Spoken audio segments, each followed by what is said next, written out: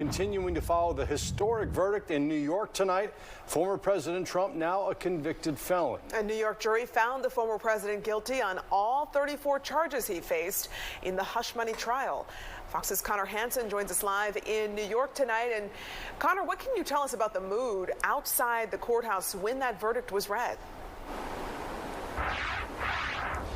Courtney, Russ, it's gotten pretty quiet out here right now, but right after we heard that guilty verdict on all 34 counts, we saw tons of people streaming out onto the streets. It was a raucous environment. A lot of people celebrating the decision, chanting, holding signs. There were also a lot of people protesting against it. A lot of supporters of the former president.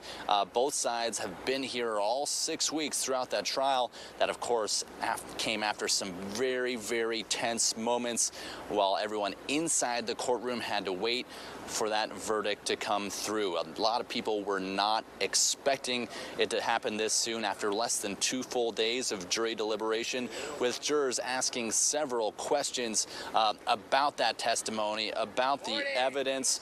They wanted to hear more about the jury instructions that they heard even just earlier in the same day. So about 30 minutes after we found out there was going to be a verdict, they had to sit there and wait. Very tense environment. But now that it's over, former President Trump, he spoke outside the courtroom as he has every single day of this trial, then went straight to a fundraiser here in New York City. But President Biden campaign also sending out an email right after that verdict with a link to raise money for their campaign too.